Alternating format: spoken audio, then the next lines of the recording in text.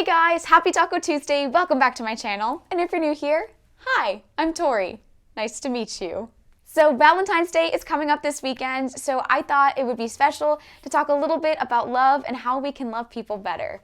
After all, in the Bible, it says, "Love the Lord your God with all your heart and with all your soul and with all your mind and with all your strength. The second is this, love your neighbor as yourself. There is no commandment greater than these."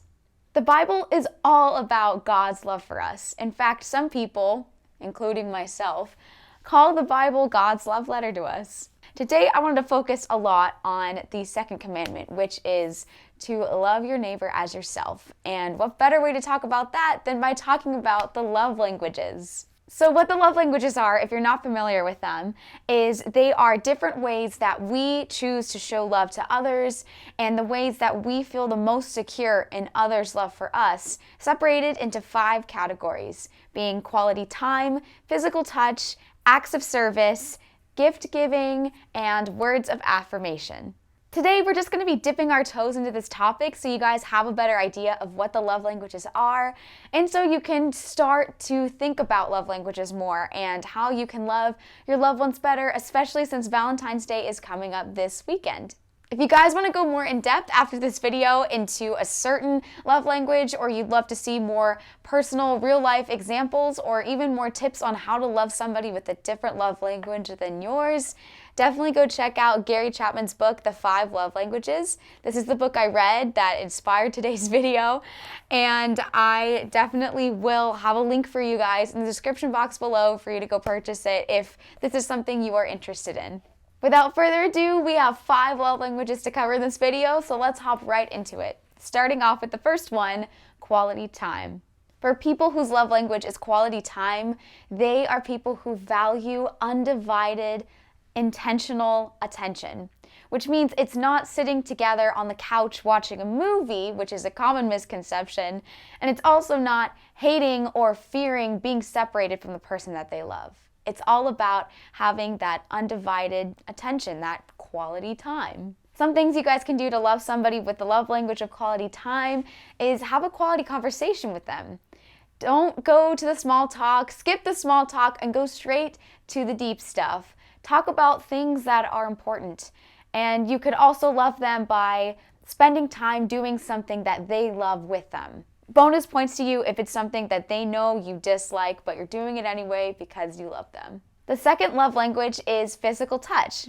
What this essentially means is they are comfortable with close proximity to their loved ones, and they feel the most loved when you do a physical gesture to show them that you're thinking of them. So this does not mean it's somebody who wants to cuddle with their loved one 24/7, or that they hate it when they're not holding their hand, or that they are pushing boundaries. That is not what physical touch is.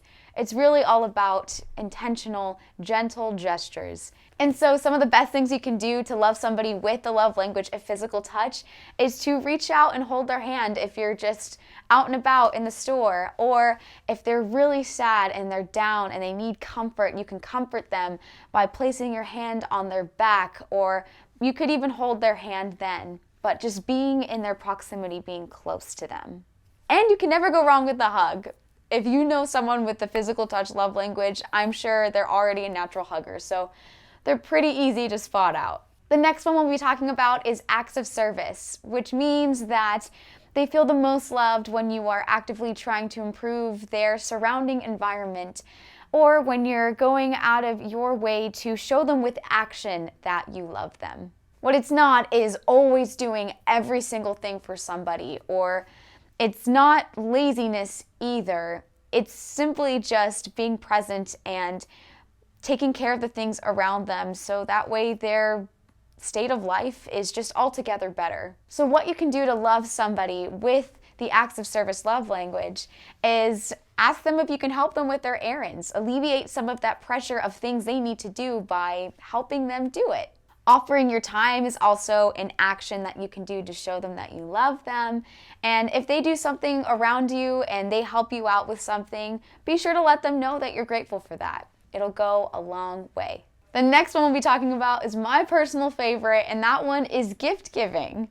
So what this one is, it is not about materialism, being materialistic. It's not about being greedy or selfish, but it's all about the visual.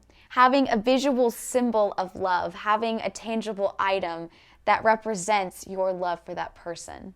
So for example, it's ironic because I'm not wearing the ring in this video of all videos, but in my previous videos, you'll see me wearing a ring on my finger, and it's my visual symbol of my love for God. I mean, my love for God will exist whether or not I have that ring on, but I feel like it is so special to get to wear it, and I'm very proud when I get to see and remember that I am so loved by the Lord.